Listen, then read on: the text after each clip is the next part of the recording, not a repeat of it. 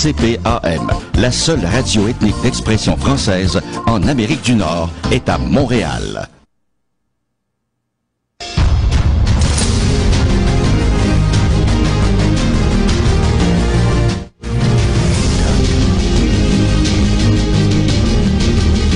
« 16h36 minutes, nous avons avec nous pour continuer notre billet de retour Jonathan Tabara.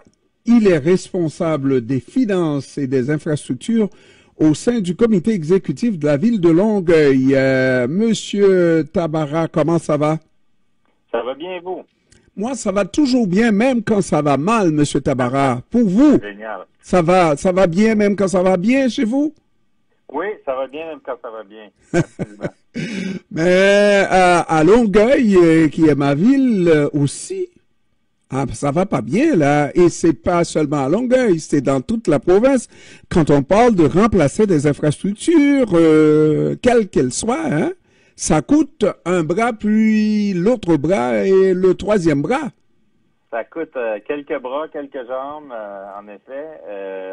Comme Catherine l'a mentionné dans les dernières semaines, là, elle a fait une lettre ouverte d'ailleurs à ce sujet. Le coût des infrastructures a réellement explosé là, dans les dernières années. On a des augmentations des contrats à ce niveau-là qui sont assez importantes. Et ça fait en sorte que les villes étouffent financièrement parce qu'il manque de capacité là, pour payer l'ensemble de ces coûts. Donc, on avait donné quelques exemples là, où, par exemple, des feux de circulation à 1 million de dollars, notre usine d'eau potable qui doit être faite, qui est estimée à 1,3 milliard de dollars aujourd'hui. Donc, réellement, des coûts qui explosent pour nos citoyens. Puis, il va nous falloir des solutions assez rapidement parce que plusieurs de ces infrastructures-là sont dans un état critique. À Longueuil, on a 35% de notre réseau routier, d'ailleurs, qui est en mauvais état. Et donc, on a massivement augmenté les budgets pour refaire les routes. Ça va bien. On a encore plusieurs fournisseurs qui sont capables de refaire l'asphaltage de nos routes. On a un réseau d'aqueduc. On a près de 1000 kilomètres de réseau d'aqueduc d'eau potable, 1600 de conduites d'eau usée. Tous très âgés, qui, dans certains cas, sont déficientes. Et donc, on a besoin de sous pour refaire ces infrastructures puis protéger le service de base. L'eau, on n'est pas dans du luxe, hein, c'est un service de base. Protéger les services de base de notre population. Alors, monsieur Tabara, ça veut dire que c'est pas le moment pour les citoyens de Longueuil et les citoyens de nulle part de réclamer un congé de taxes, là? Ben, c'est-à-dire que les taxes municipales n'augmentent pas seules, comme au gouvernement du Québec, au gouvernement fédéral, où là, eux, leurs taxes augmente naturellement avec la croissance économique. Au gouvernement du Québec, on a un impôt et on a des taxes de consommation. Donc, si moi et vous, on augmente de salaire, ben on donne un peu plus au gouvernement. Je ne sais pas si vous aviez remarqué, là, mais on paye de l'impôt sur notre chèque de paye. Et donc, ça s'en va au gouvernement du Québec. À chaque fois qu'on fait notre consommation, ben on a l'équivalent de la TVQ qui s'en va au gouvernement du Québec, le TPS. Qu'on soit citoyen de Longueuil ou de Montréal? Donc, tous les citoyens du Québec, on paye de l'impôt, et eux, notre compte de taxes augmente à chaque année. Mais pour les villes, c'est pas la même chose. Les villes, la taxe de foncière, donc la taxe sur la propriété, il faut que les conseils de ville l'augmentent. Donc, c'est très rare qu'une ville est capable de baisser ses taxes, parce que sinon, les revenus n'augmentent pas. Donc, il faut, en effet, là, dans les prochaines années au Québec, dans les grandes villes, une partie de l'augmentation des taxes, une partie importante va aller dans la réfection des infrastructures de base, comme l'eau, comme les routes, comme tous les enjeux de sécurité, sécuriser nos rues, donc tout ce qui est des bollards, des dos dans la sécurisation là, de nos piétons, de nos cyclistes, des élèves autour de nos écoles. Sécuriser une école là, autour dans les rues avoisinantes, ça peut aller jusqu'à 250, 300 000 $. Ça monte vite. Un seul dos d'âne, M. Pierre, c'est rendu à 10 000 $. Un seul dos d'âne permanent au sol. 10 000 $, un seul dos d'âne.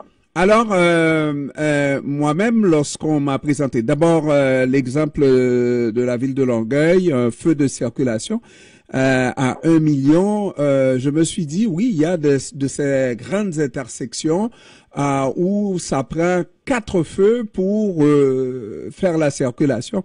Est-ce que c'est de ça dont il s'agit ou bien un seul feu pour une rue à double sens?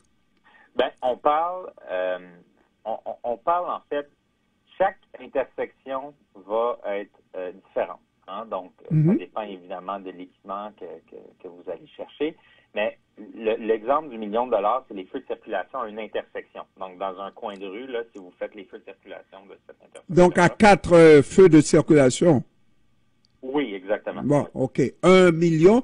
Mais déjà, c'est moins pire que lorsqu'on nous dit un feu, et puis j'ai pris la chose au sens strict. C'est une seule intersection.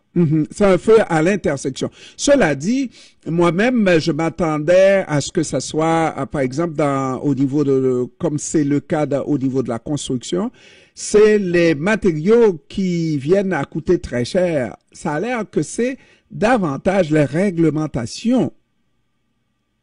Qu'est-ce que vous voulez dire par là? C'est-à-dire, c'est le temps qu'on doit prendre, le nombre de personnes qu'on doit dégager, celui qui travaille à côté de celui qui regarde celui qui travailler, etc., etc. C'est pas la ville qui fait l'installation de feux de circulation, c'est les contrats qu'on donne. Donc, c'est des... Dans le fond, la ville a fait des appels d'offres.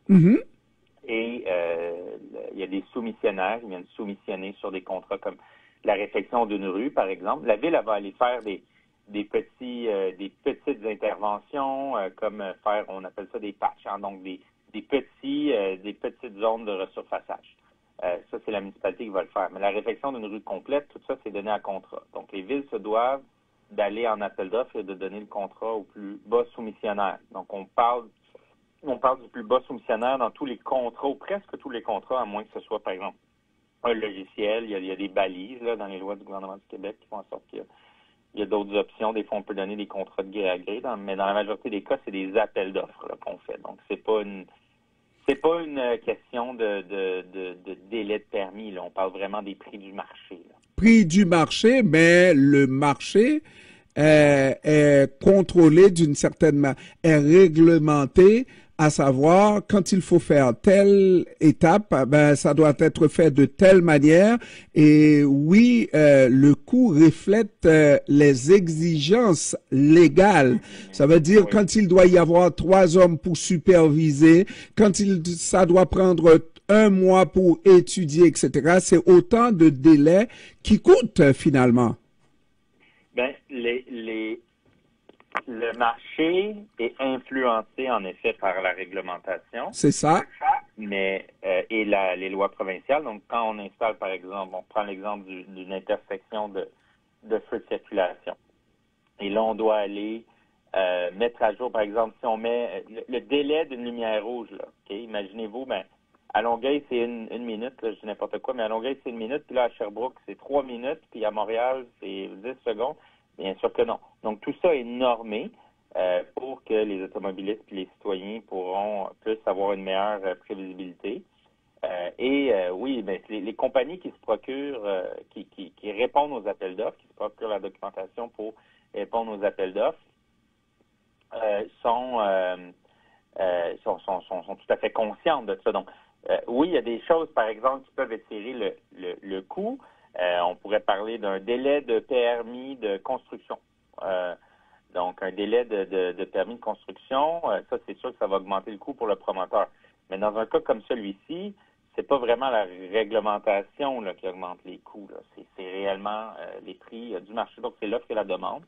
Mais dans les cas où c'est les normes qui veulent, normes légales, là, qui veulent que ce soit vraiment après tant de temps qu'on aura terminé la première phase et là on peut passer à la deuxième phase et on sait que tout ça, ça finit par coûter. Est-ce qu'on ne peut pas revoir ces normes-là?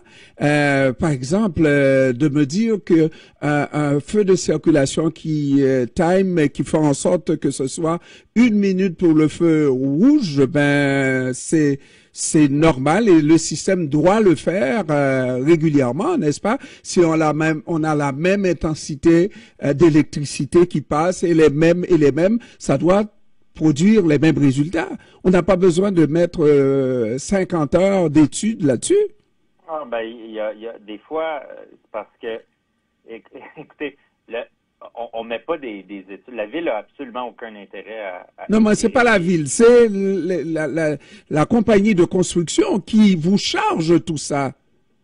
Ben, la compagnie de construction répond à un appel. Donc, de la façon que ça fonctionne. Mettons, nous, on dit, moi, je veux refaire l'intersection. La ville de Longueuil veut refaire l'intersection de la rue X et Y parce que c'est désuet, parce qu'on a besoin parce que les équipements sont plus bons, etc., etc. Là, la ville a dit bonjour, toutes les entreprises, qui veut faire cette intersection? Donc, on appelle ça un appel d'offres. Et là, quand on fait l'appel d'offres, n'est-ce pas, plusieurs entreprises arrivent avec une proposition. Ils disent, bon, mais nous, on peut le faire à 800 000, nous, on peut le faire à 850, nous, on peut le faire à 1 million. Et donc, la ville s'en va au plus bas soumissionnaire. Donc, c'est pas l'entreprise peut pas nous charger n'importe quoi. Là. Donc, suivre des normes, dans certains cas, c'est vrai que des choses normées ou légales ou réglementaires, ça peut ajouter des délais, ça peut causer des coûts, c'est indéniable. Dans certains cas, c'est officiel. Dans le cas d'un feu de circulation, je vous dirais que le fait qu'il y ait des normes, des fois, ça peut même réduire les coûts parce que ça fait en sorte que les compagnies fabriquent exactement les mêmes modèles donc de feux de circulation. Alors que sinon, il y en aurait 10 ou 15 ou 20 ou 40 différents. Donc là, on se retrouve avec quelques différences, mais c'est normal qu'il faut suivre certaines normes et certaines réglementations. Là. Ça, c'est les normes qui nous sont données par le ministère des Transports du Québec, le MTQ, dans le jargon. Et donc, nos équipes de spécialistes, ingénieurs et techniciens, quand ils lancent les appels d'offres, les compagnies qui font ça, ce sont des spécialistes. C'est pas particulièrement compliqué pour eux d'aller répondre aux normes dans un contexte comme ça. Est-ce que Jonathan est en train de me dire qu'il n'y a rien à faire? Au contraire, il faut s'attendre à ce que les coûts augmentent parce que c'est comme ça d'année en année, les coûts augmentent. Il n'y a rien à faire pour réduire ces coûts-là? Ben non, c'est pas. Au contraire, on pense qu'il y a des choses à faire. C'est pour ça qu'on a fait une lettre. C'est pour ça que Catherine a fait une lettre dans la presse, une lettre ouverte, qu'elle a interpellé non seulement le gouvernement du Québec, mais la société civile puis les autres maires. C'est parce qu'il faut trouver des solutions. Donc, c'est quoi la solution? Est-ce que c'est stimuler les activités du marché? Est-ce que c'est de faire une rencontre québécoise comme Lucien Bouchard avait fait là? Comme il avait fait dans le temps une conférence sociale économique qui réunissait l'ensemble des acteurs de la société civile. Mais on pense que c'est important d'avoir cette conversation-là en ce moment. Puis Catherine propose de faire des états généraux. Donc, avec tout le monde, qu'est-ce qu'on peut faire pour essayer de stimuler le marché? Est-ce que c'est, comme vous dites, de réduire certaines normes, certains règlements? Mais si c'est ça la proposition qui en ressort, puis si c'est ça que les entreprises disent qui augmentent leurs coûts, ben ça va nous faire le plus grand plaisir d'examiner ça avec eux. Est-ce que c'est d'essayer de faire que ce soit des appels d'offres simulés entre les villes? Donc, par exemple, la ville de Longueuil, la ville de Brossard, la ville de Boucherville fassent la même appel d'offres pour des feux de circulation. Comme ça, on met en cumul le besoin. Mais une chose est certaine, M. Tabara, si Longueuil n'est pas la seule ville à mettre, on prend l'exemple de feux de circulation, d'autres villes, que ce soit au Canada, en Amérique du Nord en général, font ce type de changement, de modification-là. Et ça coûte X milliers. D'abord, est-ce que ça coûte plus cher à Longueuil ou au Québec? Et si ça coûte plus cher, on doit savoir pourquoi ça coûte plus cher. Et on n'a pas à trouver midi à 14 heures parce qu'il faut aller là où ça fait problème, là. Ben oui, exact. Mais donc, c'est quoi les causes de l'augmentation du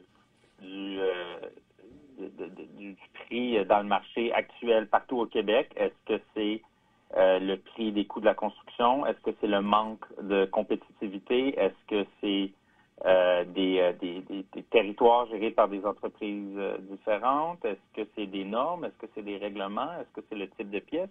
Est-ce que c'est le prix de l'acier, le prix de l'aluminium, le prix des matières premières? Est-ce que c'est les tarifs? Donc, c'est un paquet de choses qu'il faut regarder tout le monde ensemble et pour essayer de baisser les prix parce qu'on trouve ça inacceptable que les citoyens aient à payer pour des infrastructures qui coûtent toujours aussi plus cher. Il faut être en mesure d'offrir une belle qualité d'infrastructure à nos citoyens. Et en ce moment, ça semble, dans le marché privé, hors de contrôle Donc, il faut faut avoir une conversation à ce sujet-là. Et c'est ce qu'on fait en ce moment avec Catherine Fournier. Moi, j'aime beaucoup Jonathan Tabarra, responsable des finances et des infrastructures au sein du comité exécutif de la ville de Longueuil. Savez-vous ce que j'ai davantage apprécié dans cette entrevue? Allez-y, allez-y. Toutes les informations sont superbes, mais c'est d'appeler votre mairesse Catherine. C'est une démocratie extraordinaire. Hein? Oui. Je l'aime beaucoup, OK? Parfait. Jonathan Tabarra, merci de m'avoir accordé cette entrevue, mon cher. Merci à vous. Merci. Une très belle fin de journée. Au revoir. Au revoir.